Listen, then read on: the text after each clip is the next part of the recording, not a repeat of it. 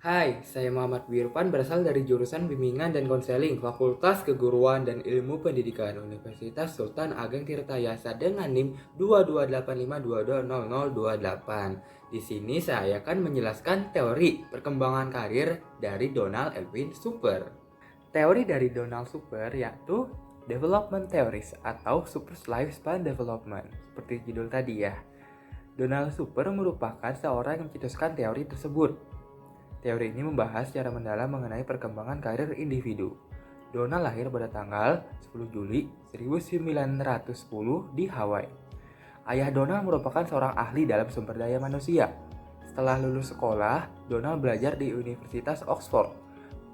Pengalamannya di sana dan pengamatan bisnis ayahnya membuat Super menyadari bahwa pentingnya pekerjaan dalam kehidupan publik. Super kemudian memutuskan akan mendedikasikan hidupnya untuk membantu orang lain menemukan harmoni dan pekerjaan mereka yang tepat. Donald mengungkapkan pandangannya bahwa pengembangan karir merupakan ruang lingkup yang sangat luas dari perkembangan karir pribadi karena prosesnya dipengaruhi oleh banyak faktor. Pengembangan karir merupakan campuran dari faktor internal dan faktor eksternal. Contohnya seperti bakat tertentu yang mempengaruhi kemampuan dan kepribadian seiring bertambahnya usia. Teori ini mengasumsikan bahwa perkembangan karir merupakan peranan tiap individu dalam dunia yang ditempatinya.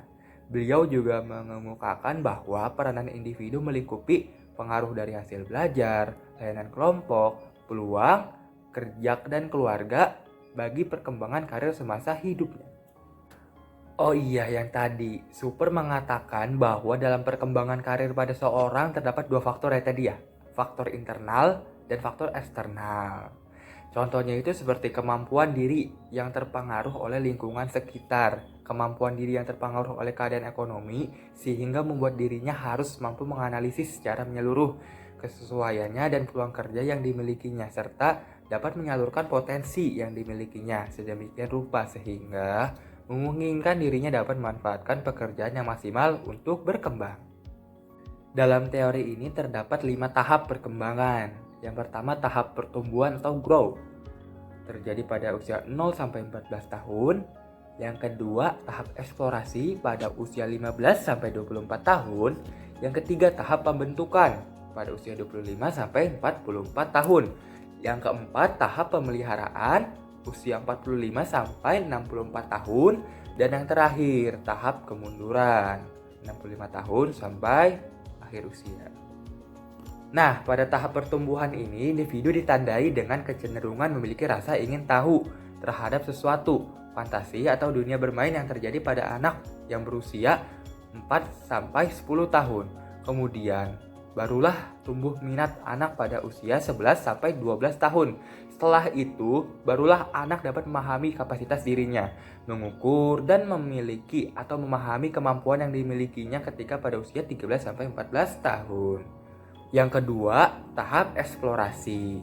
Terdapat beberapa tahapan lagi nih dalam tahap eksplorasi. Yang pertama itu tahap pengenalan sementara pada usia 15 sampai 17 tahun, di mana pada tahap ini individu memulai memiliki dan memahami minatnya akan pemilihan suatu pekerjaan yang sesuai dengan keinginannya atau minatnya ya. Yang kedua itu tahap transisi, terjadi pada usia 18 sampai 20 tahun, di mana individu itu mulai memasuki dunia kerja setelah menyelesaikan sekolah menengah, yang dimana remaja mulai memikirkan pekerjaan apa yang akan cocok dengan dirinya kelak. Dan yang ketiga tahap uji coba, terjadi pada masa dewasa awal sekitar 22 sampai 24 tahun ya. Pada tahap ini itu individu mulai menetapkan akan pilihan dalam suatu pekerjaannya atau individu sudah mulai konsisten dan bertahan dalam pilihan pekerjaannya tersebut. Yang ketiga tahap pembentukan pada usia 25 sampai 44 tahun tadi.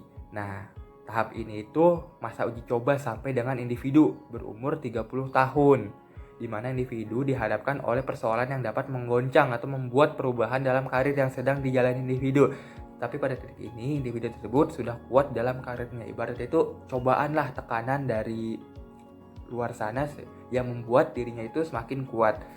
Yang kedua itu tahap ketiga, individu sudah stabil dan merasa nyaman dengan karirnya. Tahap ini terjadi usia 31 sampai 44 tahun. Pada tahap ini itu individu dapat menikmati pekerjaannya dan telah menemukan kepuasan moral dan material dalam pekerjaan mereka. Artinya itu mereka itu sudah merasa sejahtera dan nyaman atas pekerjaannya. Yang keempat, tahap pemeliharaan. Masa ini di mana individu menikmati hasil pekerjaannya. Tahapan ini merupakan tahap di mana individu berusaha melanjutkan atau memelihara situasi pekerjaan mereka. Pilihan lah ibaratnya tuh. Terus yang kelima, yang terakhir, tahap kemunduran.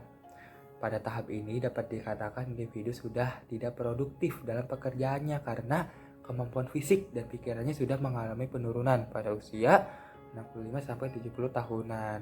Dan kemudian pada usia 70 tahun ke atas sudah pensiun dan tidak berkarir lagi.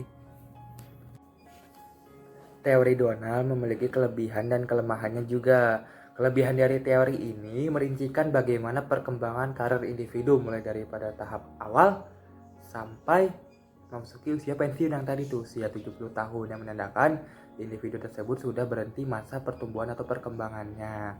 Kelemahan dari teori ini yaitu tidak menggambarkan bagaimana agar individu pada setiap tahap perkembangan karirnya dapat berkembang secara maksimal. Teori ini juga tidak memberikan gambaran-gambaran individu yang gagal pada setiap tahap perkembangan karirnya, sehingga tidak bisa memahami bagaimana seorang individu tersebut bangkit dari kegagalannya dalam setiap tahap perkembangan karirnya.